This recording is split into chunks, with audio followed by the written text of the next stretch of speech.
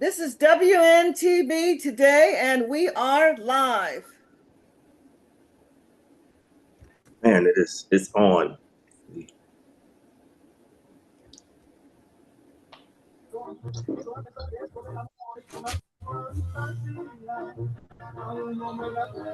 Greetings and welcome back to What Needs to Be Done Today, also known as WNTBD Today Network. This podcast is sponsored by the MAAT American Aborigine Tribal Nation.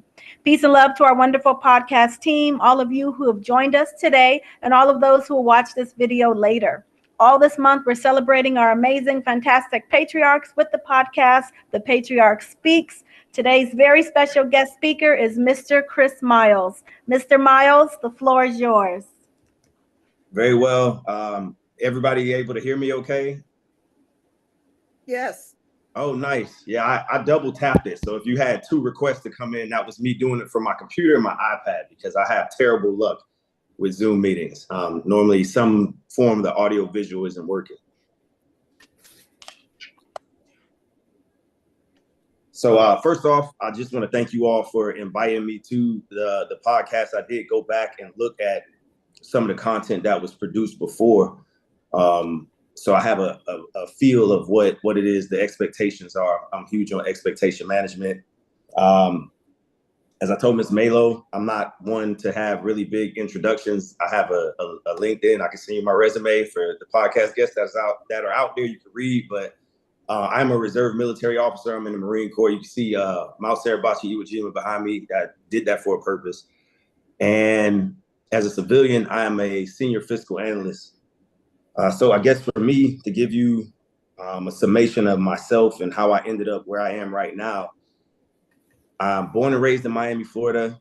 My predecessors, like my grandmother and mom, they ended up coming down there, immigrating from Georgia, or migrating rather from Georgia, during the early cocaine era. So I have like had at the time a lot of unsavory adults in my life growing up. I grew up in like 80s, 90s Miami. So you can imagine what that is. That's that vice era Miami. Drugs were very rampant. Crime was pretty rampant. For me, the music was lewd. I tell the kids that the stuff they're listening to now, we were the precursor to some of the stuff that's just on the airwaves now. I remember when they used to bleep out curse words. So I grew up in the 80s and 90s down there. I left Miami in 2001, went up to Central Florida, went to UCF, graduated from there, got commissioned as a second lieutenant in the Marine Corps in 2005. I did work in between. I graduated in the end of 2004. I don't recommend anybody who's young in this podcast who's going into their college career to blow through college the way I did. Take a little bit more time to party, enjoy yourself, move smooth. And I say that because, like I tell my children, I got one that's going to be a senior next year. I have a senior, a rising junior, and a rising freshman. You put 10 years on my lifespan, and all of us are in the same place. You know, we all married and divorced, or, you know, had kids, didn't have kids, brought real estate, didn't have real estate, made six figures, you know, had businesses that succeeded, failed, all that stuff. I didn't get any kind of trophy or any accolade for being the first to do a lot of those things. So graduated from there, got commissioned. I left I traveled several different states. Got married, 24, had my daughter. We had two more kids subsequent to that. Like I said, they're all teens now, 17, 15, 13, girl, two boys. I've traveled coast to coast and overseas. I deployed in support of Operation OEF, Operation Enduring Freedom, so in operations in Afghanistan. I deployed again to Operation OIR, Operation Inherent Resolve, when the Syrian refugee crisis was going on. And I'm getting a lot of phone calls and texts now, whether or not I'll go back out.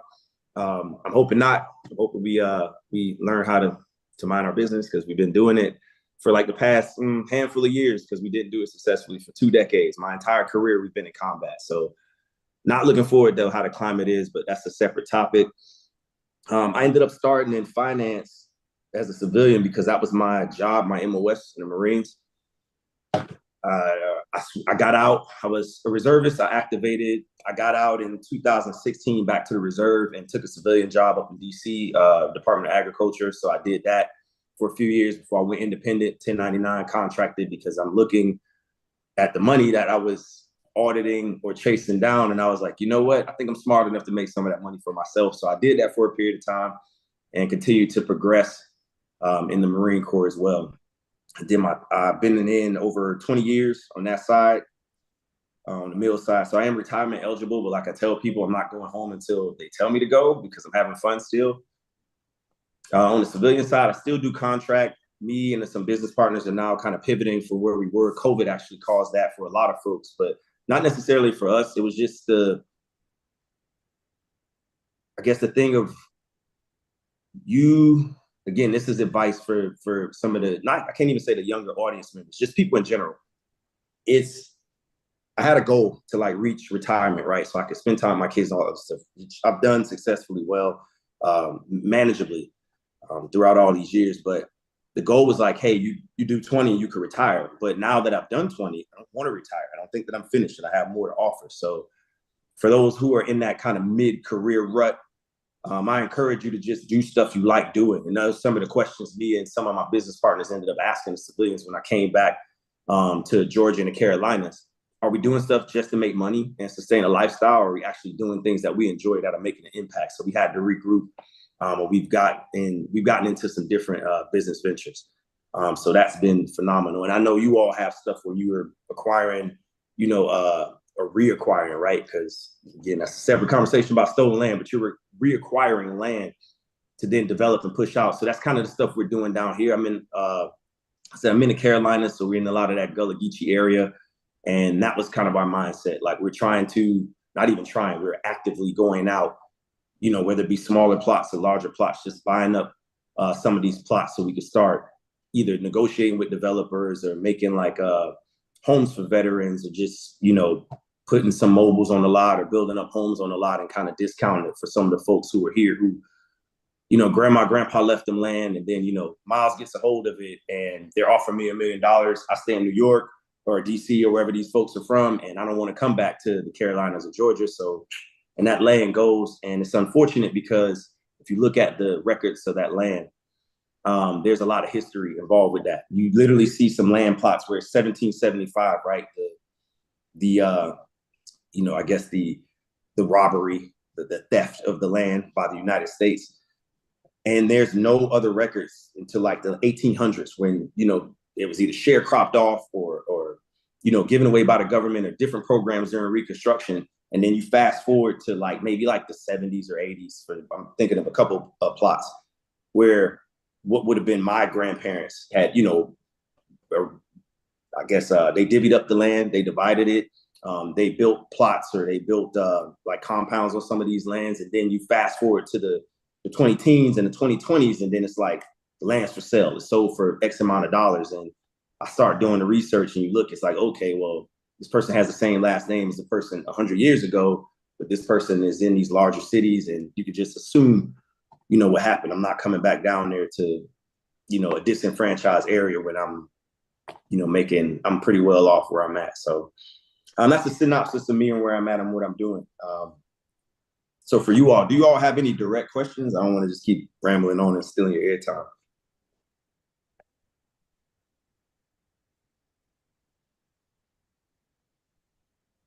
No, definitely.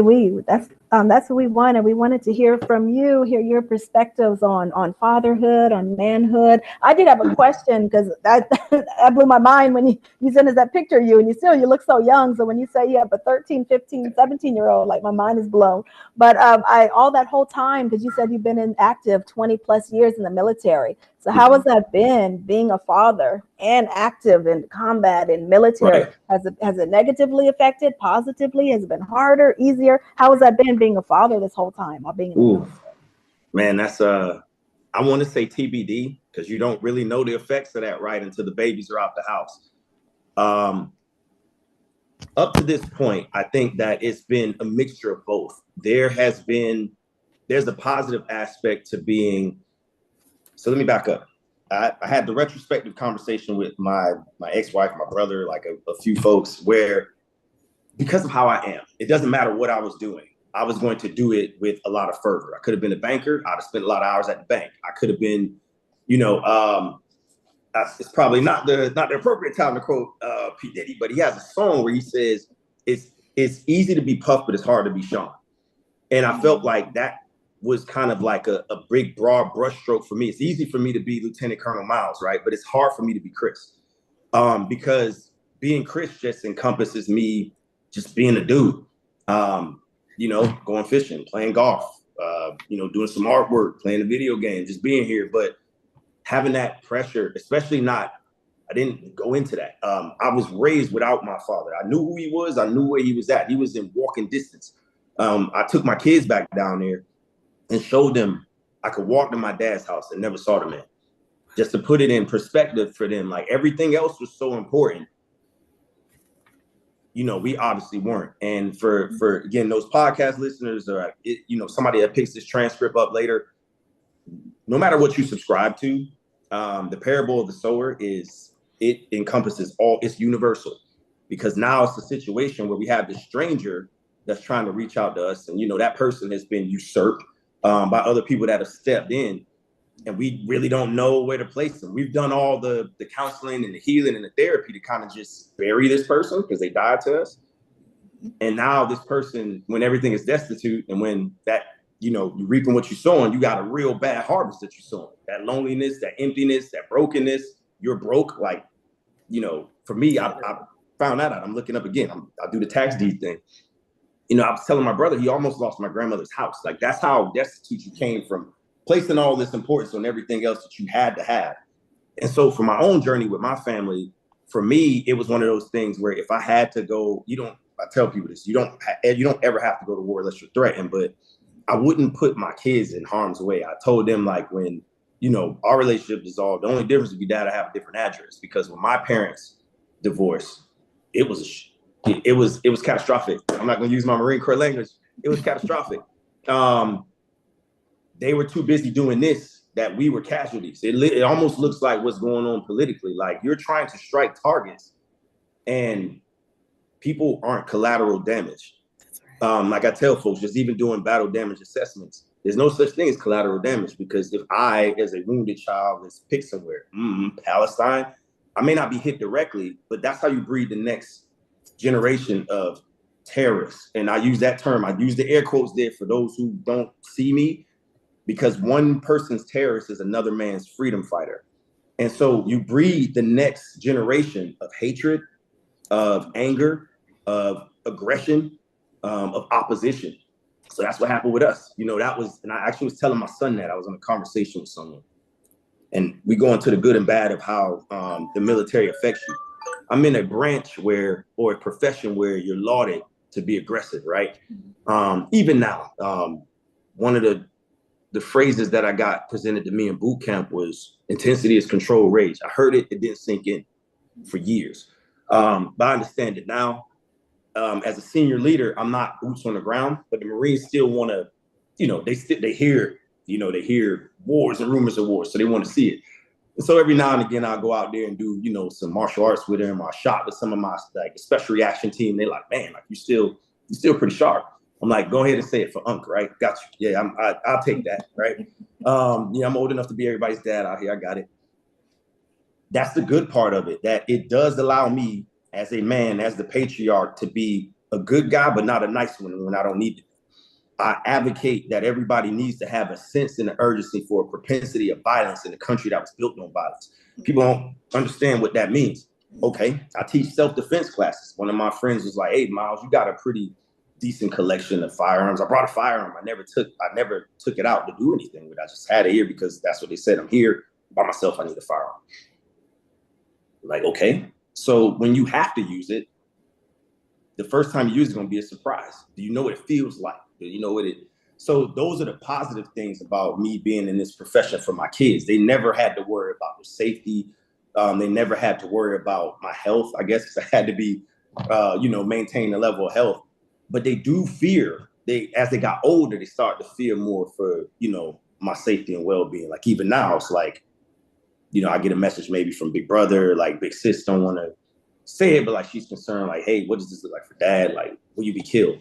I remember the first time one of my boys, my oldest son, the middle child, saw a docu. He was watching some stuff on TV, and I'm pretty loose about, and I say that tongue in cheek, I'm pretty loose about what they are exposed to. I don't mind if they pick up, I had Al Jazeera on the background, I had to mute it. I don't mind if they watch a news station where they see people getting killed and where they see disaster. I want you to see what the real world looks like when you leave these walls. I've never been that protected, even as they were little, but I never told them what that experience was like for me. So he saw something, he was like, hey, Dad, is that the kind of work you do? And I'm looking and they're doing like strikes. And I'm like, all right, Miles, it's almost like, I don't know if any of y'all, watched, what is it? That's So Raven, where they kind of zoom in her eyes and then it goes in and she has like this, all these like thoughts. It was that moment like, hey, Dad, is this kind of work you do? And it's like, oh, like I have to. And it was like, sometimes, because I don't do that all the time. I'm like, yes, son, sometimes. And then it's like, holy crap, like. So the good part about it is that I get to provide a masculine, not toxically, a masculine heroic figure as the patriarch. The negative portion of it is the time away. Like I said, I could be doing anything. I'm going to do it to the best of my ability. And it requires me to be away. I know guys and I always had this guilt on me. So for you dads out there who had this guilt, I'm gonna shake that up for you real quick. For y'all, on the road truckers, folks who have to travel, traveling nurses, military, whatever, entertainers, builders. I always had this thought that maybe if I was home, stuff would be better. Not true. I'm in an area now where a lot of people do like real estate, insurance, and they're builders and they're here. But then I pick up on the conversation from their kids to my kids and they're not here because I have to be on that site. And I'm up there early and I'm going all day. And by the time I get home, I'm tired. I eat dinner and I'm racked out. And so for you all who think just because you're physically away, that the folks who are physically here, you can not be here. You can be present, but not present. So I think that was the biggest draw on me, that the guilt that I carried being the patriarch, that I had to be away because that's my profession. Even when I was a civilian, I worked in DC. When I contracted, I worked in spouse, always away from home. That's where the money's at. I'm in an area where, it's a name brand thing. Like they have the guy who, they have the gal who, they have the person who, you coming up new, you really have to go out, get business and come back to partner with these folks, which is the level I'm at now. Like I can walk into some of these businesses that are $1 million plus in revenue, 10 million in revenue to one guy down the block. Oh, hey, Miles, what's going on? And that's no brag on me like I'm doing something special. It's just I had to go cut my teeth, in DC, Miami, Atlanta, Savannah, Charleston. So then you could look at the resume. I could come in and have a conversation. Hey, Miss Tracy, how you doing? Chris Smile, I know all about you. I heard about you. A lot of word of mouth down here too. Mm-hmm. And so I say that for the folks who have that guilt riding on them. You have to get in that truck or you go on that next exercise deployment. You that doctor spending those hours. You have to make yourself deliberately present, and it changes. And that's another bad part about it. I didn't pick up on the nuances of my kids changing. I've always raised them like adults, like I tell them, because you spend more time as an adult than as a child. And so I encourage them to speak to me clearly. Their mom, she's a little bit more old school. I'm like, speak to me clearly, because when you're 18, 19, 20, 25, you could tell me, hey, Dad, and I said to my daughter, and she just, oh my gosh, she falls out the chair and the boys just laugh. Because she's more, primp and proper and upstanding. I'm like, you could literally, it might not be the most respectful thing to do, but you could literally tell me, Dad, F you. So I'm gonna have to do, I'm gonna have to eat that. Because you're gonna hang up the phone and you're gonna go back to your house, your apartment. I mean, I could pull up, but you don't have to let me in. We two grown men now. So I always communicate to them but it's gotten better as they've gotten older, because I've gotten better as I've gotten older. And a lot of that was, again, another negative was having to deal with my own trauma. And I know that sounds cliche because everybody says that everybody's going to therapy dealing with the trauma, but what it was not necessarily just me dealing with my own personal trauma. I encourage my Marines, my sailors, my troops, just in general, anybody. Therapy is not a weakness, but for me, I kind of looked at it that way. I'm the leader of the pack, and that goes back to Mount Suribachi behind me. That's Iwo Jima. That's one of the I guess the emblems for us in the Marine Corps. You got the EGA, and if you see that, Marines. If I'm supposed to lead them, they raised that in Mount Suribachi in World War II. That whole area is bombed out. They put that up. This was a photo that was actually taken in a series of photos. The final photo that the photographer wanted to take was the flag raised and flying. It wasn't them mounting it. But when he went to publishing in the mag, they pulled it and they was like, this one right here, because this shows them actually putting the flag up, doing the work. They're tired, they're beat. You see the original photo, there's mud on them, there's blood on them. It's Marines and then a corpsman, a Marine doc. We don't have our own medical corps, we rely on the Navy. Erecting this flag as a sign of victory and to give motivation to everybody else around them. And so for the longest time, I felt like I couldn't breathe. Like I had to keep my mask on because I can't let the troops behind me know that I'm weak. Again, from where I'm at now, for my young patriarchs and my matriarchs too, wrong, say my military language, wrong answer, all right? Wrong answer. When a plane loses altitude, they tell you to put your mask on first before you put somebody else's mask on. I had a visual come to me, not like a vision, like somebody sent like a GIF or a JPEG, like a picture. And in it, it had two sides, and both sides had glasses on them. One side was like a cistern pouring in all these glasses, and then the last one said you, and it was a drop coming out the glass. The other side had all the glasses stacked up, and it was pouring all the water in the top glass. And whatever made it out that glass, my cup overflows. I tell people, look, a lot of what we're looking for now has been preached thousands of years ago. It's nothing new. When I started learning how to put my mask on and having my cup overflow, that's when everybody else was straight. Because I noticed that when I made sure I'm feeding everybody else, there was nothing left in the pot. I'm starving. So now I got to go kill again. And not physically, but you know what I mean? Like I have to go. And where do most people do that? You do it with the wrong thing. You do it with drinking or drugs or sex or depression or eating. You figure out what your mantra is. Mine was just isolate. And then you just start cutting people off. You start cutting your relationships off. You start shutting down. You start going internal is what we call it. And it's not a good place to be. And unfortunately for us, unfortunately for us as a group, a collective, it's a collective of us who've been real deliberate. You know, I tell folks, I'm at two hands now of folks who've committed suicide, who I broke bread with, or with family members. I hate that. I hate that because I look at these people as people and not stats. I'm not doing 22 or 21 push-ups for them and looking at them as a stat. And I'm like, well, this person had this and they seem okay. They swim bad this, they had that. What were their protective factors? None of it worked. What are we doing? I have fathers, you know, a couple mothers, more so fathers. It's a lot of men, you know, and I'm like, what? Because we're not taking care of ourselves.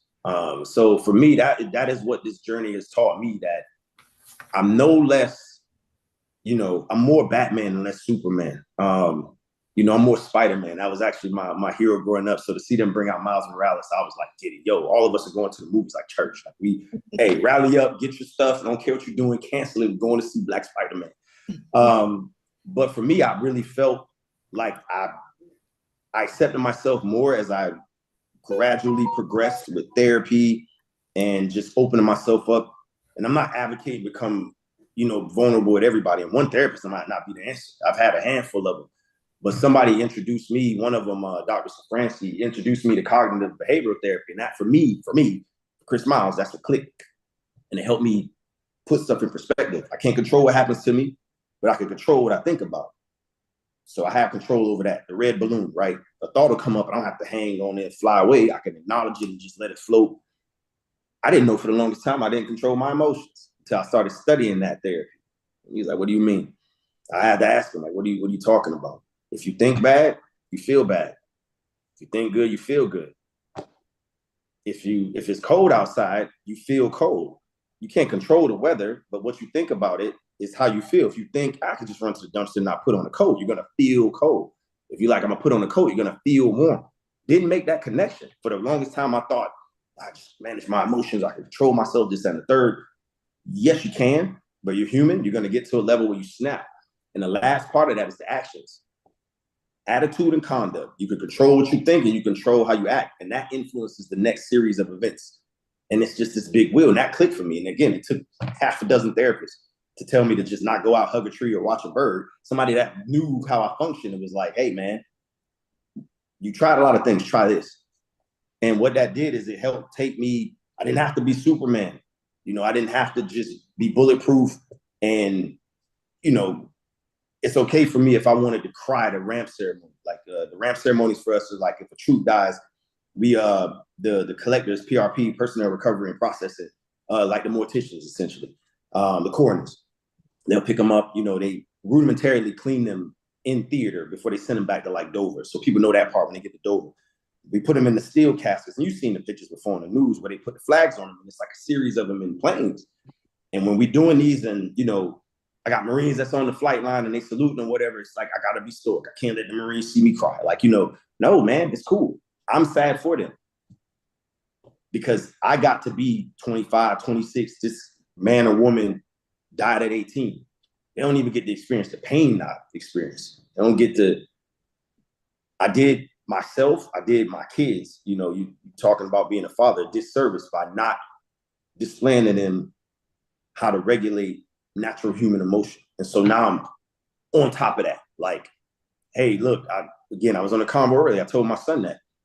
One of my friends was talking about how she was trying to tell her son not to do something. I'm like, nope, it's not wimpy for him to feel that way. I tell my son if we lose, he wants to cry about it. That's a real emotion. I told him, what helped me get past that hump?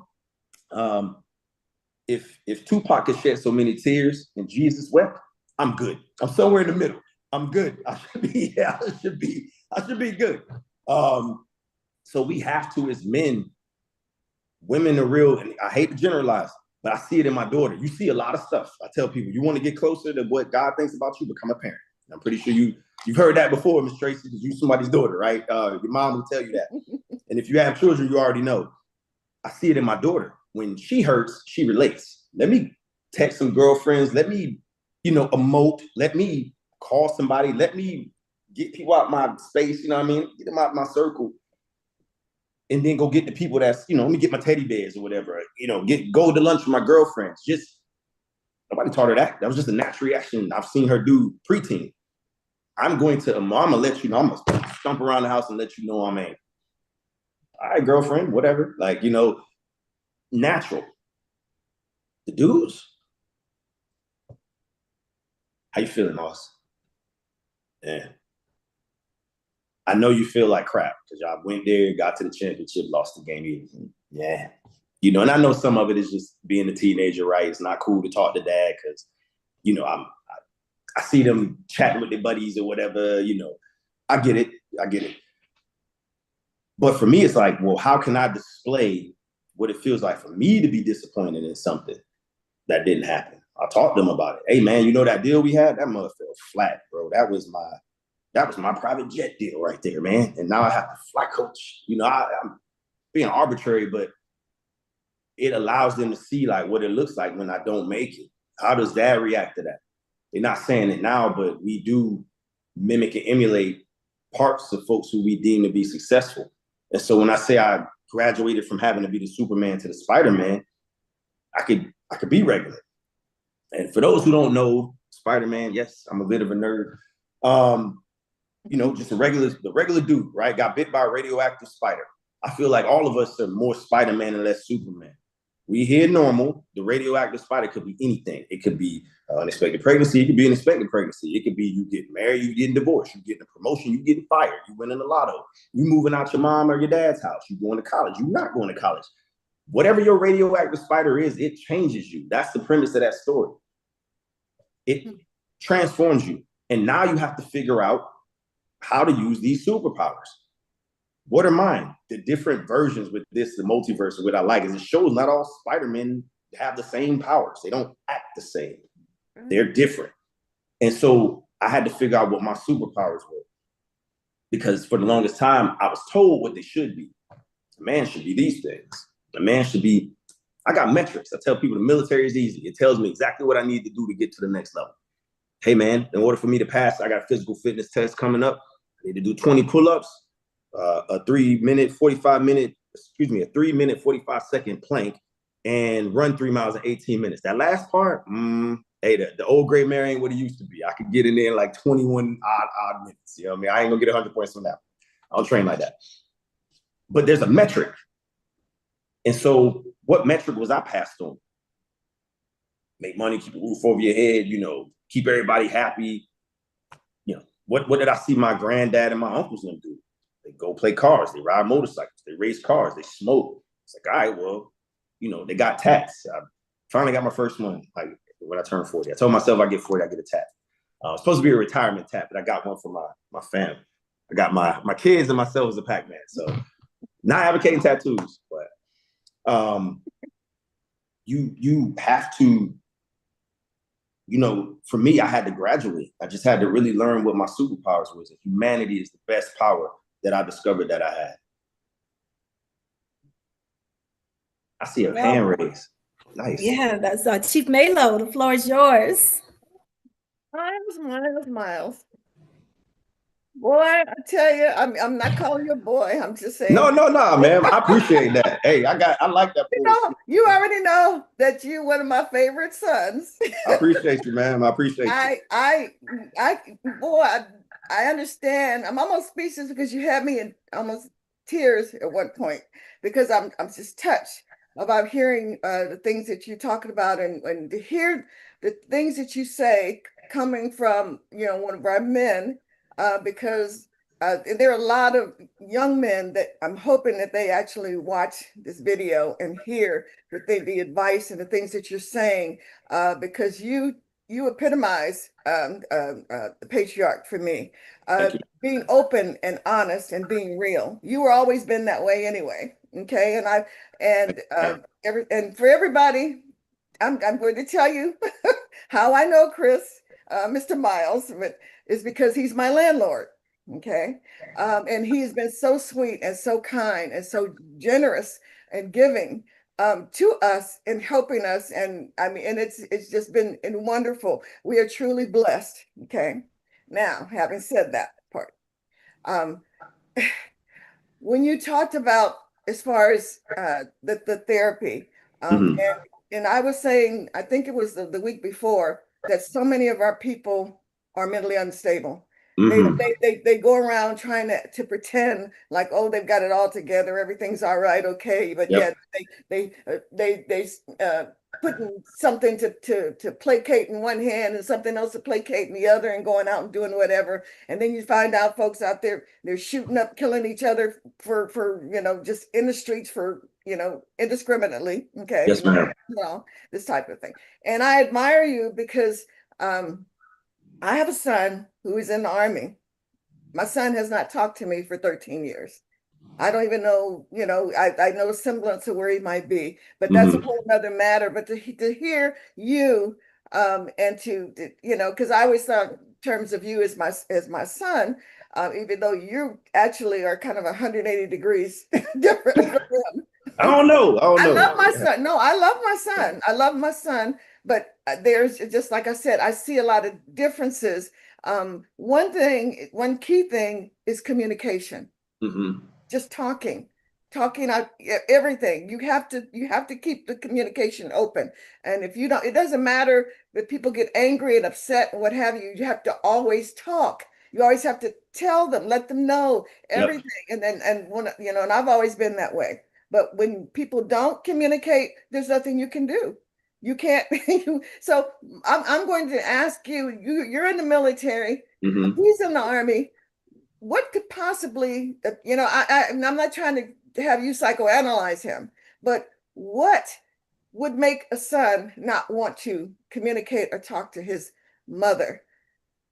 Ooh, you know what? I'm always the person that's like, there's no such thing as a coincidence. One of my buddies told me that when we went, Ryan Corrick, he's a very instrumental person in my life. I told him I want to be here when I grow up. Retired out the military, moved to the Virgin Islands to open up a weed shop. CBD alternative medicinal shop, whatever, because it's a weed shop, bro. When I'm out, I'm coming down there. I might disappear for a few days. So I'll say this because I was your son up to like maybe the last handful of years. When my mother and father divorced, we moved in with my grandmother, and it was, I showed my kids my house. I mean, my brother, ironically, talking about sons, we supposed to go down there this weekend to go tear some stuff up on my grand's house. We're gonna start gutting it, getting it back right. My uncle and cousin stayed in there, and they're both now deceased. The house is sitting there, so we're gonna try to get it right. So for me, the world according to Chris Miles, I stopped communicating with my mother because I was raised by my grand. I felt like when my grand died in 2015, I lost my maternal connection, like, to the world, because my mom was unavailable for me in ways that I thought she needed to be. So I'm putting a lot of emphasis on what my thoughts were, right? And I tell my kids this: when you come to bring something to me, because the world's gonna ask you for this, I tell them to play a game of fact versus feeling. What's real versus what you feel? Let's put it on the scale. And my daughter hates that. Again, because, you know, the feminine gender, you like to emote. And I told her, I'm not dismissing your feelings, but we'll go back to the weather. It was daytime. All of us had a little family discussion. Again, we communicate well. So I'm blessed for that, you know, just even as a unit, we communicate. And, you know, my ex brought up some stuff. You know, the kids wanted to say some stuff or whatever. And I'm like, cool, it's me working. It's like you say, me being away. So the boys, they had their piece. And again, we played the game versus fact versus feeling. We labeled it out. And the boys like, yeah, okay, I see how I could take some accountability. My daughter's sitting over there. She got her arms folded again. She's stomping around. And so I'm like, your turn. And she, 1, 2, 3, you know, her 3 points. Okay. So you know what time it is. And they looking like, oh man, yep, time for a game. The fact versus feeling. Is the sun shining right now? I mean, I can take my background off. It is, right? I'm on the East Coast, so the sun is still out. Is that a fact or feeling? That's a fact. Yeah. If I step outside, the temperature gauge telling me it is blazing. It's probably, I mean, I'd never tell y'all in AZ. So like, you know, 89, 90 degrees over here, it's like 130. But for us out here next to the water, it's pretty humid. It's 89 degrees outside. Is that a fact or feeling? It's a fact. I'm a Floridian. I'm pretty sure if I pulled, you know, a Michigander down here, some of my Wisconsin folks, we step outside. Oh my God, I'm going to melt. This is the hottest I've ever been. Oh, I'm dying. Oh my God, how do you do it down here? Because I've had some people from up north come down here, and it's just like, it's not that bad. It's probably the same way when I go up there, it'd be like 40. And I'm like, oh my God, it's freezing. I stayed up north, but I done lost the chill. But it's still 89 degrees. To them, they're dying. For me, I'm just sweating in my golf shirt. Those are feelings. Both of them are valid. Both of them are real. We use them to contextualize what we do next. Again, how we think determines how we feel. I think that this is the worst temperature ever because I'm from up north and it doesn't get this humid. I feel disgusting. What am I going to do? I'm going to go in the house. I'm going to give me one of the little neck fans, whatever you decide to do. For me, man, it ain't 95.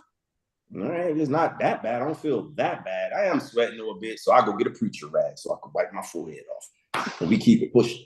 So to answer your question,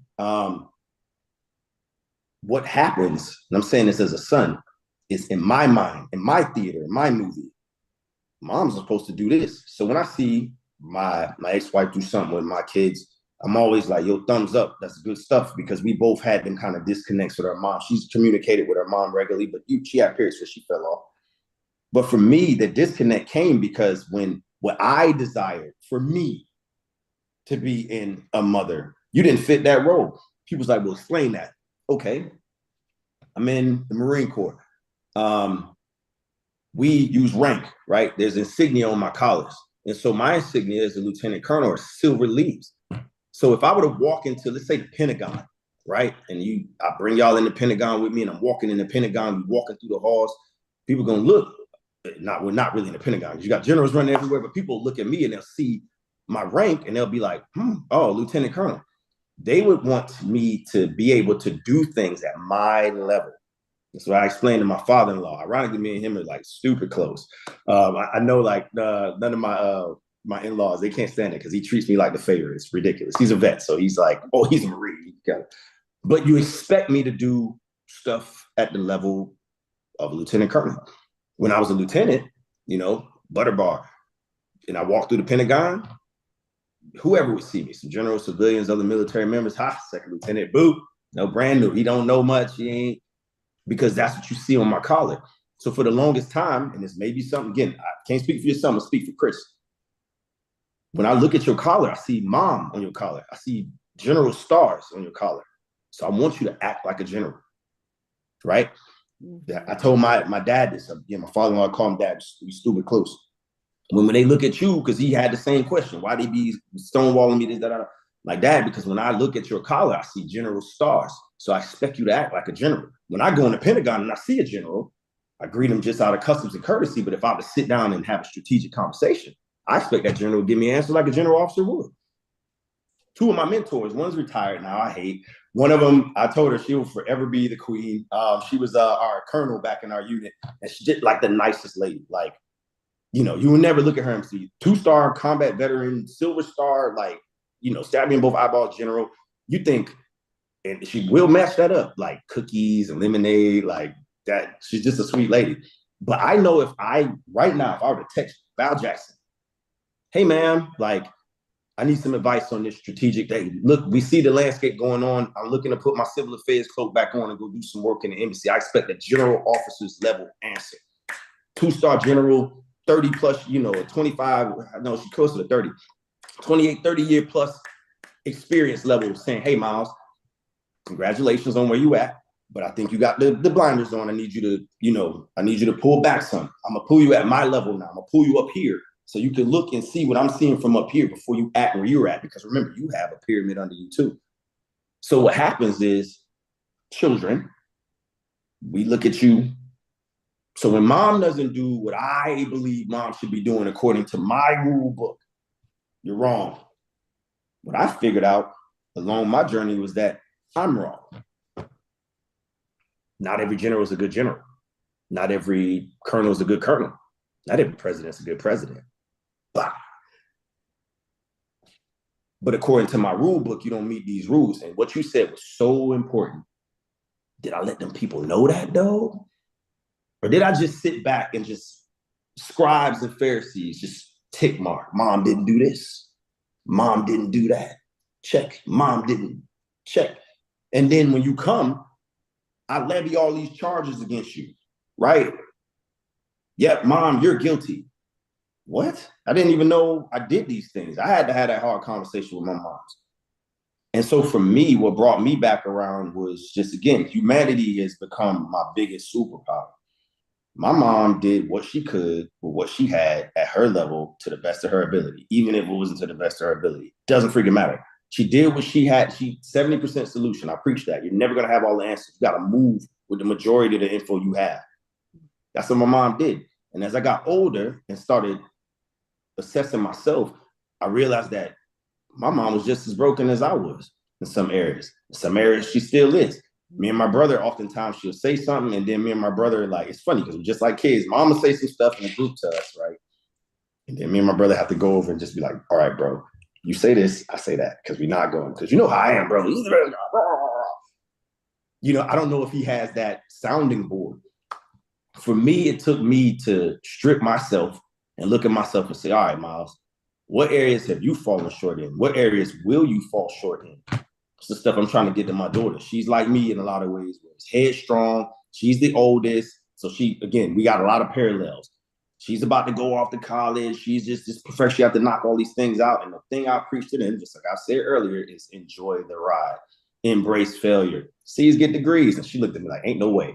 But my purpose behind that was, once I accepted that I had all these lists of failures, it was easy for me to then go back to somebody who I've already cast off. Now, mind you, objectively, I'm pretty sure that your son could go and say, Tracy probably said, yeah, mom, you did do. Yeah, mom, you did do. But at some point, he, not you, you just going to be you.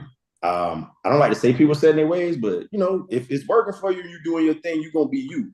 My job in his journey of healing was to go and say, all right, Chris, you know what your mom is. Your mom's a zebra, right? She has stripes. You want her to be a lion. You've wanted her to be a lion for a long time. Your grandma was the lion, right? The lion is dead. Ain't no more lions out here in the prairie. It's just a zebra. So you're going to have to make a decision, giraffe. Are you going to go and meet the zebra at the water hole? Or are you going to keep looking out for the lion that's not going to be there because this person is a zebra? That's what has to happen in your son's mind. He wants you to be what he wants you to be. The same way you want people to do whatever they supposed to be doing. You know, the way we look up the business people, or hey, this business did this, or this person did this, this politician did this teacher did this. You know, y'all have a platform. And if you were to broadcast on the radio, like you want the broadcaster to do the stuff the advertiser do, this expectation management. If I know my mom's a zebra and something comes out, she's gonna run. Conflict avoidance. It's just who she is. Me, not so much, right? That's, you know, I don't know what animal. I just picked a giraffe just because, you know, you think all Africans Serengeti animals, but yeah, I'm a giraffe. Like, I see y'all way down there. You're not gonna do nothing. You're not gonna chase me, fam. Like, you can't even reach me. Yeah. So like, I'm going to have a different reaction than my mom would. I had to learn how to meet, and again, another cliche, I had to learn how to meet her where she was at.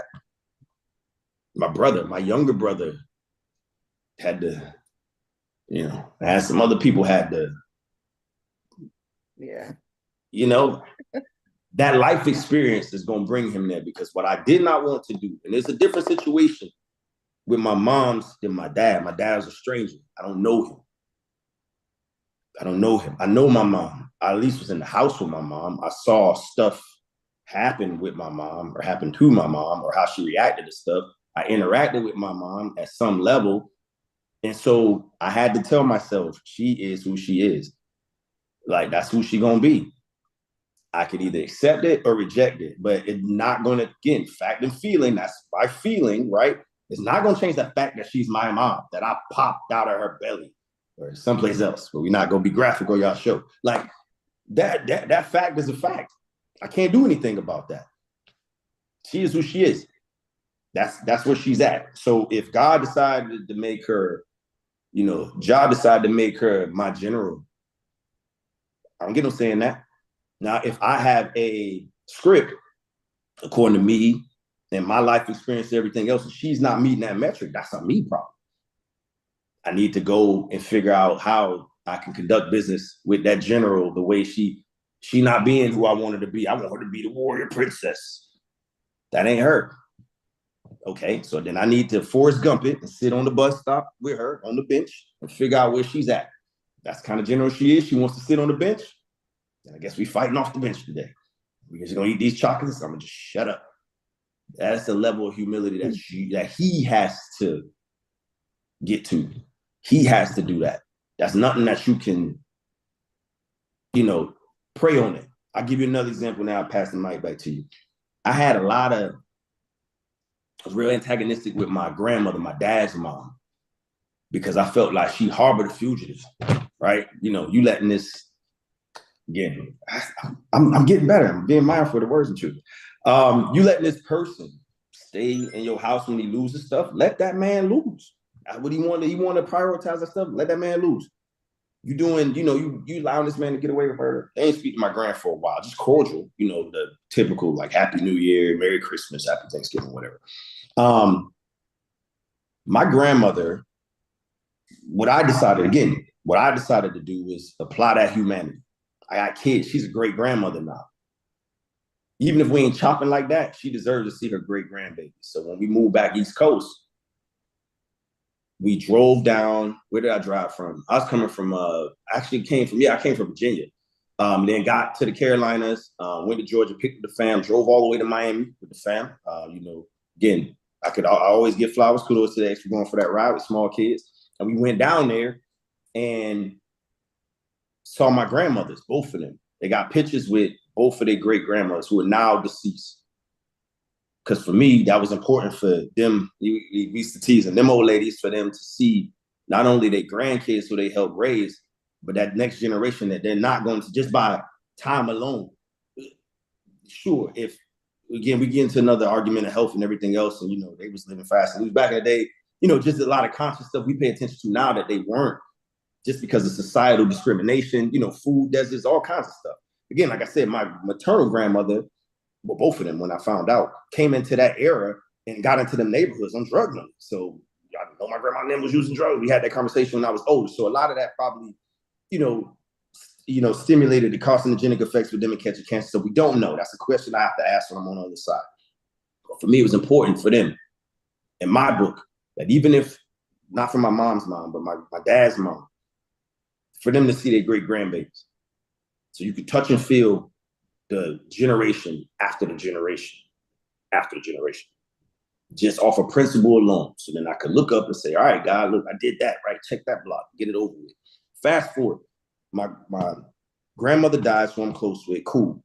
I get a call from my pops. I don't really answer it, but I listen to the voicemail. I ain't call him back. I call my grandma. She was sick.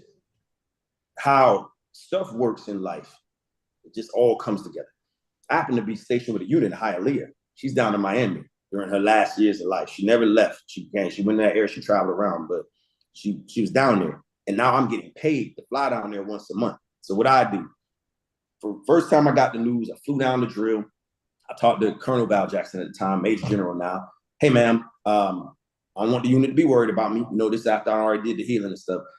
I need to slide to see my grandma. You know, she's not doing well. She's in hospice. And she's like, why are you still here? Like, yeah, I'm out of here. You know, I looked and I went and I sat with my grandma. I had a conversation with her that I've been wanting to have for years.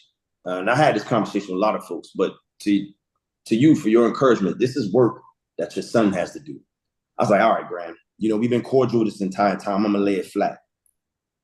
You mentioned something that's so key, communication. Permission to speak freely, Grandma? Go ahead. She gritty. She was, you know, it's me asking my gran. I'm like, I ain't gonna be a sweet baby grandboy, you know, just kind of be in a uniform. I'm about to lay into you real quick. I laid into my grandma. And she, you know, stop. You know what, Chris? I knew that you had that on your heart.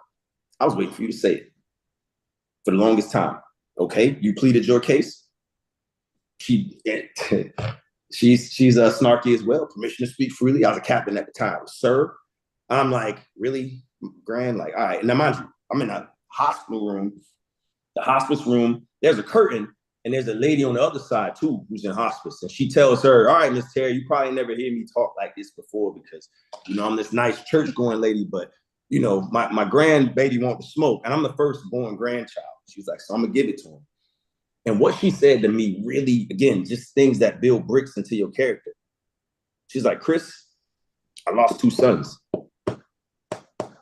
He's the last one left. She had 2 biological sons, and then Mac, who was like a friend of the family. So he grew up around the house. He was around the way. Mac ended up dying, complications of AIDS. And my Uncle Carl was not murdered. He was killed by my aunt. And I had a conversation with my aunt too about that. So again, confronting these matriarchs, right, to help me be a better patriarch. And so she told me the background of what was going on, like what happened with Mac and him and his drug use and everything else. I didn't know that. Uncle was he stepped in when my dad stepped out. So again, I had, for him, he was a general, right? And so he did the stuff that I expected generals to do. And when he was dying, and I thank my people for allowing me and my brother to see him in that state. That was traumatic. I lost a father figure. You know, if you ever played, I tell people, you play the game Zelda, you got the little hearts up there, and every time Link would get hit. Zelda's a princess, Link's a dude. Every time Link would get hit, a piece of that heart would drop off. So you got these like 4 or 5 hearts up to the top. Link would get hit by like a goblin or a ghoul or whatever, and half of that heart would leave. That happened. My uncle died. Boom. Half of that heart was gone. My other uncle, around close proximity, this is like 93, 92, 93, was killed by my aunt. I didn't know this. You know, you just a child, you just get the story that your aunt, you know, killed your uncle. She goes away for manslaughter. You know, I just knew she went to prison. I didn't know. So I got older and I really peeled back the curtain. Didn't know they was domestically violent against each other. Surprise, surprise. She went to defend herself in that moment. She was like, yo, I think I messed you up pretty bad. You need to see somebody. Nah, you know, police in Florida, somebody has to go to jail. So it's like, well, I don't want you to go. I don't want to go to jail. Well, and he ended up dying from the complications of the wound that he had. Didn't know that. That's my grand running back some history. She didn't know I talked to my aunt, but she's running back her version because I never really, the courage. That's another part too. I didn't have the courage to come to her to ask because I didn't want to hear it. I had my mind made up, right? It takes courage to go and say, you know what? I'm wrong. I'm effing wrong. Let me go figure out what's going on. So she ran that back at me. And she was like, I will never excuse or forgive him for being absent from your life. But Chris, you have 3 kids now. Kill any 2 of them and keep 1. And put yourself in my shoes of how you would act. I did the best I could with what I had. Man, when I tell you, like, just saying that now, like, still brings me to tears. For the first time ever, I felt my grandmother's pain. It took me becoming a parent. And there was no irony that she had 3, I have 3. I was, again, so imagine, like, I'm sitting here, I'm on her bedside, she's this way. I couldn't even lift my head up. I couldn't lift my head up to look at my grandma. I died, like, apologizing to my grandma. The lady was weeping on the other side. I'm weeping. My grandmother's laughing. Cause she was like, I mourn so much, I ain't got nothing left. You know what I mean? I ain't got no more tears, baby. I'm about to be out of here in a few. I'm like, grand. Like, and now I see where I get my morbid sense of humor from. Like these older ladies, these older cryptic ladies. And so she was like, listen, it took all these years, but I finally got my prayer answered. And I'm like, grand, I feel bad because, like, it's on your deathbed. She's like, no, fool. My prayers have been answered a long time ago. You've never been to prison. You've never had any children out of wedlock. Not that that's a bad thing. I ain't fought nobody on that. You did the best you could, what you could in your marriage. It ain't work out. Both of y'all went in there young and dumb. They ain't listen to nobody. Y'all got it. But how y'all operate now, testament to some work that I did. You lead in the military. You get stuff like this, people will call, you're a desire. People want you to come to spaces. She's like, nah, fool. My prayer's been answered. I've just been waiting for you to recognize it and show up. I started laughing. I'm like, dang, she really taught me how to play poker. People say chess. Life is not like chess. Chess has predictable moves. People could win a chess match seconds. Life is not like chess. Life is like poker. You don't know what cards I'm holding. And I've learned how to put my bluff face on, because even when stuff went down with my own situation, I had to, not that I wasn't protecting myself, but I had to learn how to bluff. One of my favorite songs is by Kenny Rogers, right? The Gambler. You got to know when to hold them, know when to fold them. Yeah. I didn't recognize that. My grand, this entire time, she taught me how to play poker. She knew she was leaving. We chop it up. I would come down there, did the same thing for my uncle passing. I would break for my drills to go have lunch with them, just chill out with them. I went down. I told her, yo, I'm going to see you in a month. Because I would go down monthly, sometimes twice. And the last month I saw her, we had chopped it up. We had a conversation about some stuff. She was like, yeah, I'll see you in a month. My grand died before I got back down there. So they had her funeral, ironically, not ironically, no, everything happens for a reason. The drill weekend that I was down there, I was scheduled to go down there. So I'm like, all right. So I attended my grand's funeral. I took my uniform off because I'm low key, like you said. It's Melo. I'm normally behind the scenes, right? I give interviews. I'm not here with, I'm not on the camera. Yeah. I just had an emblem in the background, right? I turned the camera off. I attended my grandmother's funeral. They already started, so I was late. And again, funerals for the living, not for the dead. So my grand wouldn't have said anything if she could. The director and all the team are in the front. So they see this dude come in, I'm in street clothes. I ain't even have my collar shirt, I'm in street clothes. I came down in my uniform. So I normally just get in my PT gear. I got a couple of outfits I would wear out at night. People, you from Miami, they want me to take them everywhere. Let's go to the Wolf, let's go to the Dock, let's go to Tootsie's. I ain't going to nobody's Tootsie's, fam. So I just threw on something to go down there because I just wanted to, just pay my respects to, and again, the dead can't hear, they can't see or whatever, but just to show up in the building for me, for my own peace, to see her. Then by the end, they had closed the casket. I walked through the door and they looking, and I walked straight to one of the guys in the suit, like, oh, bro, who are you? I was like, arguably the most important person in the building. I'm a firstborn grandchild. It shut those guys down. They're like scrambling to get a program, trying to run. Whoa. I literally clapped. Whoa, you're not doing that. All the stuff y'all trying to do for the crowd, me and my grand did last month. I just wanted to come see the old lady in the box. Again, that was our term of endearment. I just want to come see the old lady in the box. I'm going to just catch a spot in the back. The director was sitting down, but, his assistants were the ones who were like, oh, crap, like you, Chris, literally on the program, like, firstborn grandchild, like Christopher Mom. We're not doing that, fam. She doesn't get any benefit from that. I don't. my dad's gonna see me up there. He's mourning how he's mourning, people doing what they do. I'm gonna sit in the back. I'm gonna enjoy the service. You sure? Yeah.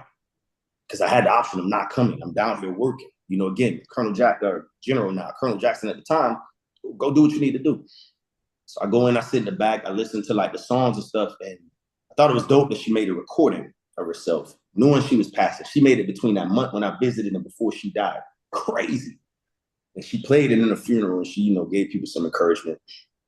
And I'm sitting in the back, I listen to this, I leave. Space in the front, you know how we do. Right? Space in the front. There's this chair that's empty. Me not there, my brother not there, my first, like none of the grandchildren are there. What is going on? Unbeknownst to them, we were there. My brother couldn't make it. He was up in where was Kev? I think he was on ship at that time. He's a Coast Guardsman. I got a brother that's a chief in the Coast Guard. And the other one was in the Army. He's out now. So my cousin was one of my first cousins. She was, I was there, man. I went in this. I'm like, man, we too much alike. I was in the back. I emailed and texted my cousins who did the songs. Hey, that was a phenomenal song. I shot at one of mine on Facebook. She messaged me back like, Chris, you were there. Like, I would have loved to see you. I was like, I'd love to see you too, but that wasn't the time for that. I'll catch you some other time. As I came to do what I came to do for me, and that was to close that chapter. And I'm thankful for that. And so for you, what I would encourage you from my grandmother and my own mother's experience is to continue to just operate in a permissive environment. We use that. We have permissive and kinetic environments in the military. Permissive is what we in now. I could go out and go to Culver's and get a fish sandwich and walk down the block. A kinetic environment was me in Afghanistan, right? Or Syria or Egypt or Iraq. I can't walk down nobody's block to go get no fish sandwich. And so you may be in a kinetic environment right now, but my encouragement to you as a mother, and I'm saying this as a dad and a son, is to maintain a permissive environment.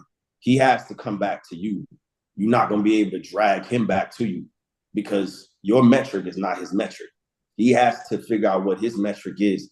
And I promise you, if he's doing the soul searching and the work, me and my mom still don't see eye to eye. My mom just sold her house. I tell people, I was like, let me tell you what money don't buy happiness. Call my mama. We sold my mom's house in Miami. She got a grip. We trying to move her around. And every place, now mind you, I travel a lot. So my Airbnb is like pinky up. Like I normally bust in the Airbnb and pop champagne. Like I'm telling my brother, I'm like, you need to get your mama. I done had her in a few different places and it's something. The blinds, they're off. I'm like, Mom, it's not your place. You stay in there temporarily. The carpet feels funny. Mom, it's a rental. The bed is too soft. Buy like you know what? The bed is too soft. I'm gonna teach you how to fish because you asked me to fish for you, and I'm bringing you a lot. I'm bringing you marlins, and dolphins, and sharks, and whales, and you complaining that they not minnows and trout and catfish. Well, Mom, here's the fishing rod. This is what your son got to get used to. Here's the fishing rod, Mom. You go out. You tell me what you want. Here, let's open up your Airbnb. You pick these. It's like, all right. And I'm like, all right, here's the disclaimer. You pick up the red phone and you press the button and you knew where you're going to go at. I don't want to hear about it. It's been quiet. Said my mom. And it's been real quiet since my mom picked the spot because I'm sure spots that I would have picked anyway. But that permissive environment was because I decided that I'm not going to be kinetic when I go to face my mom because she's a zebra. I know my mom's a complainer. That's her superpower. She would listen. If I could stop every enemy by just putting my mom on the loudspeaker, like overseas in the Middle East, they would do prayers, right? The Muslim countries over the loudspeaker. If I could put my mom on the loudspeaker and let her complain like the enemy into submission, listen, man, I'll be Genghis Khan. I ain't got to kill nobody. Just put my mom on the prayer loudspeakers they have over there in the Middle East where they do Allah Akbar and just let my mom complain. Man, it's way hot, Mom. You stayed in Florida for, what, you 60, 40 years? Now 50 years. You've been there since you was 10. Why are you complaining about the weather? You know what the weather is. A lot of traffic down here. I can't go nowhere. That's why I don't come back to Florida, Mom. That's why if LeBron gave me his mansion on Star Island, I would sell it on Zillow the next day as soon as I get the title and come back out here to the sticks and get to Walmart in 10, 15 minutes and not 45 for a 2-mile drive. What are we talking about? He has to be able to recognize, ma'am, that you're whatever animal you are, whatever spirit animal you are. We'll use a coyote because you're out there in the desert. He has to recognize that you're a coyote. then that you like howling at the moon. And if he doesn't think that you should be howling at the moon because he's a wolf, and his type of wolf don't howl at the moon like that, but you do because you're a coyote, he has to recognize that you're a coyote. That's what you do. You chase the road runner. And when I come to my mom, she's probably going to be putting on rocket skates and getting some Acme products, you know what I mean? Getting some dynamite, trying to catch whatever road runner she's after. I have to be okay with that. I have to namaste into that space and be like, you know what? I knew my mom was going to complain. Why am I surprised? I have a low bar. I'm military. I could go sleep in my car. But when I'm traveling and you paying for it, man, look at here, bro. We on the beach. I'm waking up. You'd be lucky if I have anything on. Sorry, I know that's TMI, but hey, I'm out here. I'm in uniform all the time. I know what my day gonna be like. I'm out get this uniform and sweat all day, man. I'm waking up. I put the little robe on. I got the little house shoes. I'm slipping around the house, man. I'm having a mimosa. I'm living up. And I'm like, Mom, did you not see what? I don't really. Well, Miles, you trying to make her a lion. I'm trying to make this little coyote something else. You know she like to chase the bird. Let her chase the bird. Stop trying to keep her from chasing the bird. Just ask her, do she want some oil on her rocket skates? Or do she need me to give her a lighter to light the little thing on her back so when she zoom off the cliff, I got to let you be you. Your son is not at a space right now where he is willing to humble himself.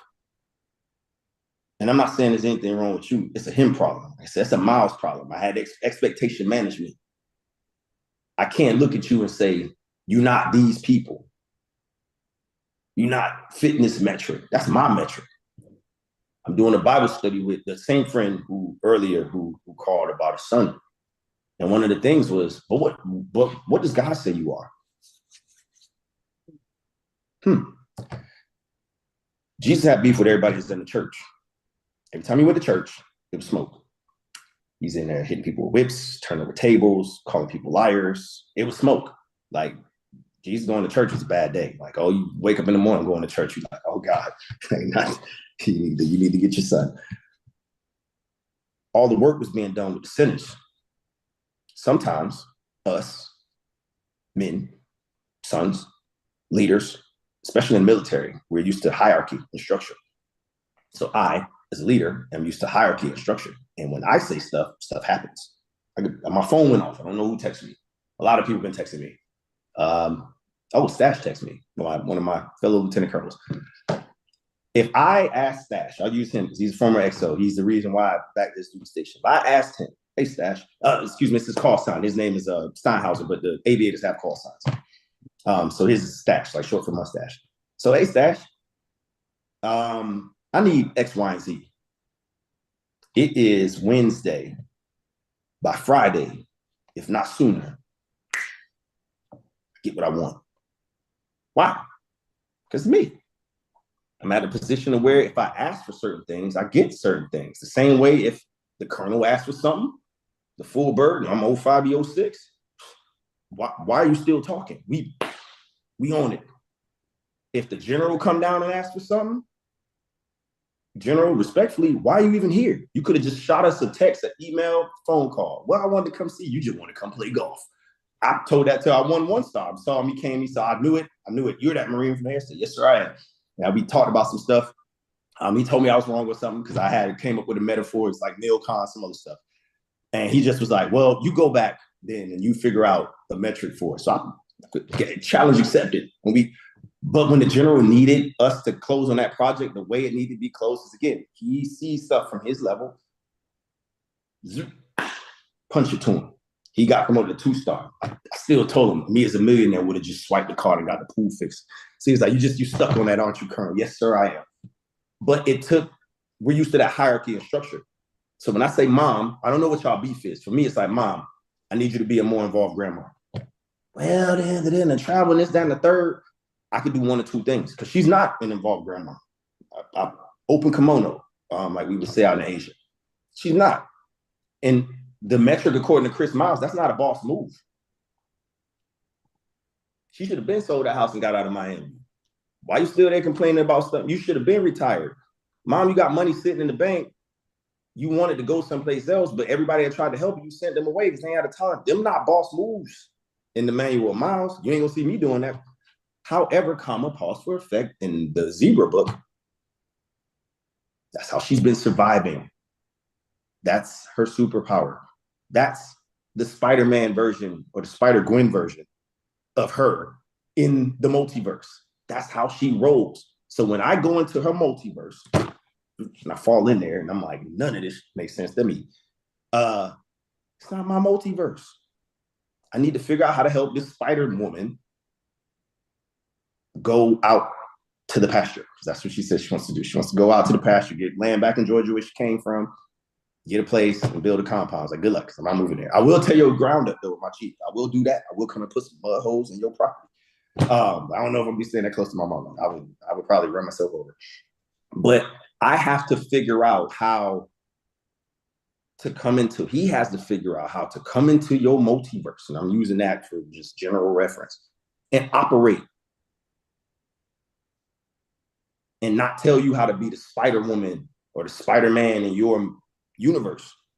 And that's what happened with me. I had to figure out that, you know what?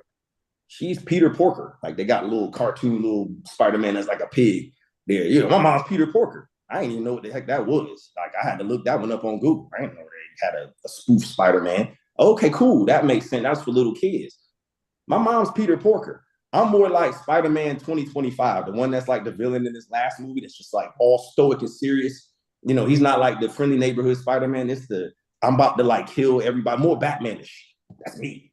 So when I fall into Peter Porker world, I'm really more like Miles Morales now because I'm too extreme. But when I fall into Peter Porker world, I have to recognize that everything's cartoony, or the Lego one. They had Lego Spider-Man in there too. None of this makes sense. Why are we all Legos? If I'm in Legoland, I have to be a Lego. I can't be Spider-Man 2099 or whatever. I have to be a Lego. Your son has to go to that area to where he can accept you for where you at. Brilliant, brilliant, brilliant. Oh my goodness.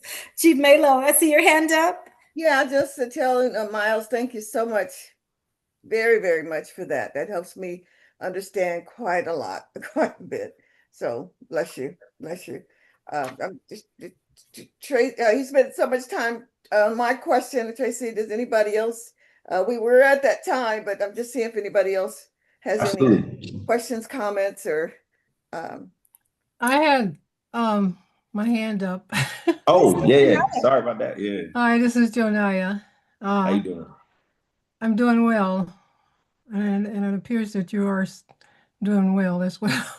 Absolutely, yeah. I'm in good health, so I can't complain. I have a different question. I'm not sure if you're able to answer it, but first question is, what is your name? My full name is Christopher Miles. I know Miss Malo asked me for a big intro. I'm not that person, man. Like I say, y'all can check the resume. But I go by Miles because the joke is if you say Chris in a room full of people, like 3 or 4 women stand up and like 6 dudes. So I go by my last name. Okay. Next question is, when you're speaking with corporate entities and they ask you for your name, do you give them a name? Yes, I do. If it just depends on the scenario. I do use my initials, like when I professionally. So like when I fill out an application, I just put CA Miles, but I do give them my name. Okay. Do you understand jurisdiction? What do you mean? As far as jurisdiction over you, as far as corporate people, entities such as a police officer, yes, person in governmental positions. Oh yeah, yes, ma'am. Yeah, in that manner. I mean, like I said, I'm government. Like I tell everybody, people, my information, all that other stuff out there. I'm not gonna speak on the corporate part of me because again, we got to keep them separate and apart. But me as an individual, man, look, ain't no need for me running from the United States. Like somebody could, I'm pretty sure my phone is tapped. For me, I'm a lost cause. If you're trying to pull me over out the matrix, Chris Miles is done. Now, me corporately, sure, but me as an individual, nah, man. I got a TSSCI clearance. Like I'm just, yeah. Okay, so gone. Okay. The reason why I'm asking that is because most people don't recognize when you give a corporation a name, you know the difference between public and private, right? Mm-hmm. Okay. So when you're speaking with a public official, you understand that when you give them a name, you're creating a contract between them. You're agreeing to be at all caps name. Is that correct? Mm-hmm. Okay. Yep.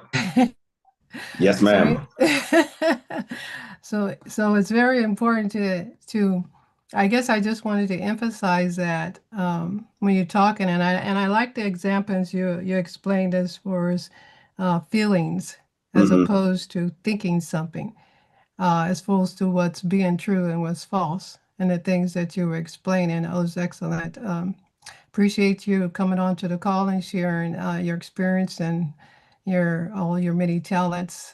Thank you. But that's the only question that I wanted to ask you. No, absolutely. I'm Yeah. glad you brought that up. Yeah. Because we could do another podcast on like the business aspect and legal stuff. I've had cases against the federal government. Like when I say like I do a lot of HR stuff. That's where my master's is in. So yeah, we get into the entities, the verbal contracts. Yeah, that's why I had to ask. I'm like, you talking legal stuff? Oh man, I'm gonna need another hour on the podcast to get some notes out. But no. Yeah, I would love for Melo to bring you in. Oh yeah, we could. Podcast Yeah. like that. Thank you Yes, very ma'am. much. Yeah, if Thank you. that comes up with the legal entities and all that stuff, the social security numbers, the way like how you present like IDs, like people, I have a right to drive, you have a privilege to drive, just all kinds of. Oh, we can go down the rabbit hole. Yeah, We we can go down could. the rabbit hole. Property rights, like Yeah. squatters' right, we could do that. Exactly. And if I don't know, because I ain't pretend like I know it all, I got lawyers. I got some people who do know, so I can go find out. But when you get a lawyer, you're also saying that you are incapable of handling your own affairs, correct? I will have to disagree on that. The reason I got lawyers are because of Shield. So for me, when I did my federal case, I did my entire case. The reason I ended up getting a lawyer because I'll just not give a synopsis for that. So I was wrongfully terminated. And again, got to read. Readers are leaders. Yeah. Read all the laws up. I recognize that so it goes back to fighting. Again, I hate to go down this rabbit hole. You fight the system with their own entities. If Chris Miles, a black man, right, goes into this, you're going to question my research and question everything else. If I didn't get this research, I did it. I had my entire case. I have the draft. So people question how you did it. I have the draft of what is on the federal government's docket now.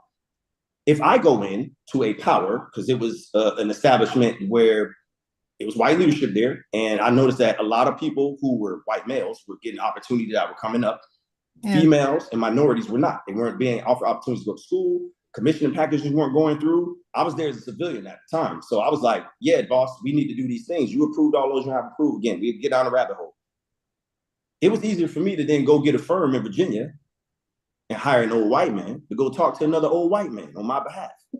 Okay. Here you go, old white man. Go talk to that other old white man on my behalf. The problem where the lawyers come in, it's almost like agents with athletes, right? Agent comes in, they chat you up like me. I got a recruiter's background. Get you the golden tongue and they tell you they'll take good care of you, right? And all these things are going on, all this fine print. And the only thing you see is the check or you see whatever outcome you want. And they're not telling you this fine print. The lawyer is never an excuse for you to not know what they're doing on your behalf. The lawyer is no different than my damn yard. Excuse me, I let that one fly. Than my damn yard man outside. I hired a lawyer. One of my guys told me the best way you can treat your lawyer is like mushrooms. Keep them in the dark and feed them. The lawyer's job is to go out there and articulate on my behalf. I need them to look like who they're facing against, especially down here in the South. I need you to look like the party that's bringing charges against me. So I'm saying this is a military. I'm not going to go fight people with drones with my rifle. I need some anti-drone equipment. So I knew what my case was. So when I told him, I said, you're my retainer. This is what you got going on. They're no different than I got my realtor's card here, one of my realtors. You go out there and tell them this on my behalf. Yeah. Thanks. Okay, well, like you said, we can go down the rabbit hole on that because I can tell you my perspective on it. But like I said, I wouldn't know. It would go on. This call would go on too long. Keep going. Yeah, for sure. Absolutely. So I can't do that for now, but perhaps on another call. Indeed. Yeah. Thank you very much. Yes. Awesome. Yes. Thank you, Janaya and Chief Melo. See your hand up. Yeah, just real quickly, I was going to say I agree with you, Miles, on that about the lawyer, because I had to learn my lesson real quick. And I equate it to a lion's den. When you're going into a lion's den, you're going to need to take another a lion tamer with you or something. Yes. Yeah. So that's so I agree on that point. That's all I wanted to say. I want to believe. No, absolutely. Yeah. I agree with Ms. J saying you can get bamboozled. There are absolutely cases where you might not know what's going on. You can get bamboozled. But ultimately, everything in life is on you. You have to take accountability and responsibility. Right. Exactly. Everything. Yes, I agree. Right. Especially in these United States. Oh, for sure. And I just want to read a comment. Boniface, he had typed it earlier. He said, "Greetings, everyone. Mr. Miles, thank you for coming and sharing. Chief Melo, I empathize with you about your son. My daughter talks to me, but my son doesn't for years now. He is also a veteran." And I did just want to put it out, definitely thank you, Miles, I'm sorry we're taking up a lot of your time, but you just have so much to you, so much to share. So, okay, thank you. And so I did want to put it out if anyone has any questions, any comments for Mr. Chris Miles. If you have anything you'd like to share, say to him, or you'd like to share in general, the floor is open for you to please do so.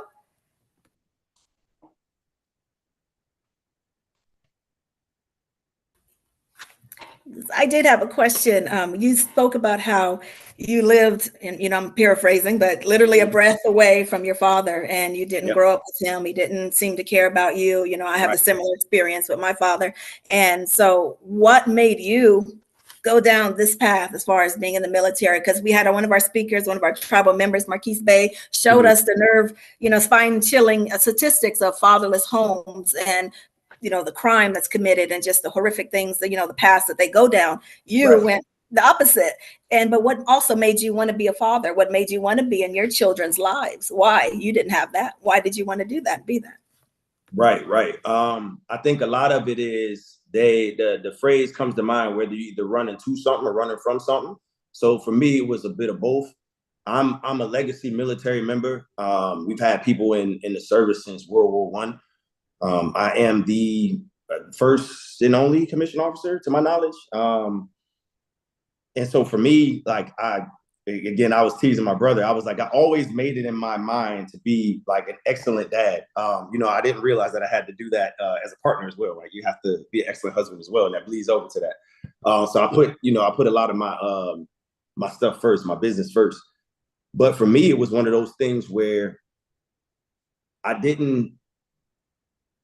planned for a family once I got up to that threshold. It wasn't like I had like a storybook kind of life for myself, where it's like, hey, I want to grow up and kudos to the men who do. Like, hey, I want to grow up and do, have a family, raise a family like that. That was something I thought I would get around like this age. Once I'm kind of done exploring the world, popping sticks and all that, I would settle down.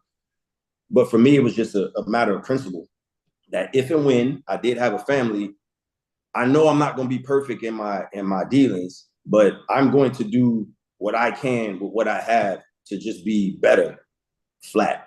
That was, it was just kind of a self. My brother's the same way. My brothers are the same way. It just was I tell folks, it's the burning bush. There's a picture with me and my brother and a few of our cousins, and me and my brother are the only ones in the picture who are either not currently incarcerated, dead, or have been incarcerated. And we talking about like time. Like I got one for double murder, like he's life, another one for 60, 20, like it's a group of us, we kids. I tell people burning bush, it's just something in me intrinsically. I think that all of us get that moment. But Chimelo said it where we don't acknowledge the mental weakness that a lot of us have, that we just don't, it's inherent. And we ignore those signs. because all of us are in the same environment. There's no reason that I should be any better off than any one of my cousins in that photo, me and my brother. But for the fact that we saw the environment, and we was like, all right, let's fast forward. How does all this work out? Gramps sold drugs. He made a lot of money. He ended up strung out. He dies. So me and my brother, like, we physically literally sat down. I remember doing this, and we still do the exercise similar now. Took a piece of paper, and was all these people who was these, how did this person end? How did this person end? Okay, this person's to be continued. They still kind of living that life. But if I could predict, you can't really predict weather, but I could predict weather. If I see clouds and it's gray outside, might mean a storm is coming. So if our cousin is still living a high life, he done moved out to wherever he moved out to. Nah, he's been locked up. He just got out. He got out when I was 30. Yeah, he got locked up when I was 10. I remember telling myself that I'm gonna be a grown man by the time this man got out of prison. And you looking at it and like, well, he's still living. He's still, sure as the sun is shining, man. He ended up getting popped too, and he did his time. And so I think it was just, I know if we people of faith, I tell people we faithful people, relationship people, not religious, but I do believe that it was, hand of God, a universe, Allah, Jah, whoever you subscribe to, it just kind of was like, look, that's what it felt like. It just was like, look around you. I remember leaving for college. I left for college. I tell my kids this. The week I left for college, one of my friends, like I rolled with deep, like all through high school, went to prison because they robbed a hotel because one of the guys working there and they knew they kept this cash. But it's Miami, right? People got big bills. Everybody's trying to go down there and stunt. They knew they kept a lot of cash down there. So man, it's like, it's easy. They did this, do. They pulled the lick off. They got away with it. But then when one cat got caught, you folded. It's dominoes. And what I didn't know at the time, and I want to call her like, man, listen, I want to call her like a fortune teller, man. This mother was a good friend of the family, was like, have you ever considered the fact that all you know him all these years? Has that idea ever come up? Nah.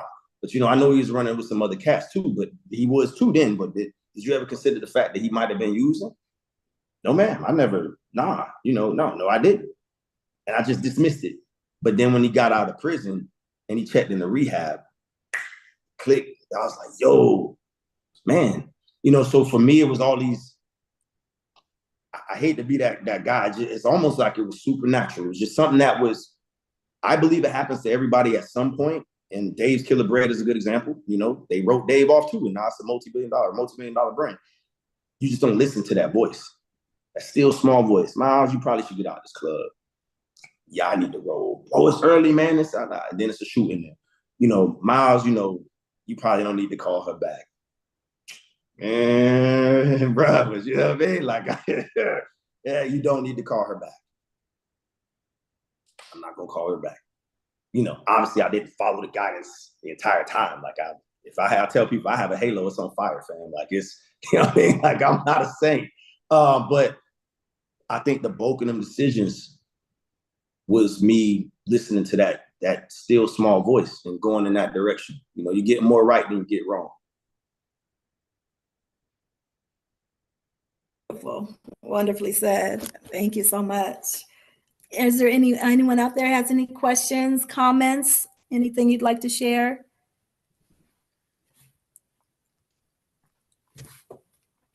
All right. Well, I just wanted to say that I am just absolutely floored and amazed by you. I was writing down the fact that you combined Tupac, Jesus, Bible, Allah, poker, Kenny Rogers, Zelda, Spider-Man, Marvel Universe, animals, military language and terms, and brought these amazing and valuable jewels and tremendous life lessons and wisdom.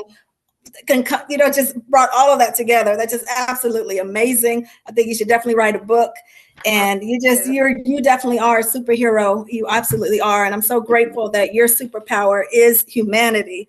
And I just wish more and pray that more and more people will have that superpower of humanity. You've definitely showed that to my mom and to myself, and I know to countless others. So thank you so much for that. I love the Mother Goddess for creating you for all that you are. And just thank you so much for your time. I definitely hope you will come back. I know we went longer, but I definitely hope you'll come back. I know you're very busy. No, it's all good. I make time for stuff like this. Beautiful. Thank you. And I thought I did thank you, chat. Miles. Okay. Yes, thank you. Thank you so much for joining us today. And we will be continuing our celebration of our awesome patriarchs in honor of the month of Father's Day with the podcast, The Patriarch Speaks. Please be sure and join us this Saturday, June 21st at 10 a.m. Arizona time, 12 p.m. Central Standard Time, 1 p.m. Eastern Standard Time. We'll continue with this podcast. We'll have two special guest speakers, Salvatore Swami, also known as the Debt Doctor, and Chief Asifa Osmasa. Thank you so much again to our wonderful guest speaker, Lieutenant Colonel Mr. Chris Miles, a phenomenal man, father, husband, even if not now, will be an amazing, if you're not married now, you will be. Amazing patriarch. Thank you to our podcast team, our tribal members, all of you who've joined us today, all of you who will watch this later. Peace and love, everyone. We'll see you Saturday. Thank you again.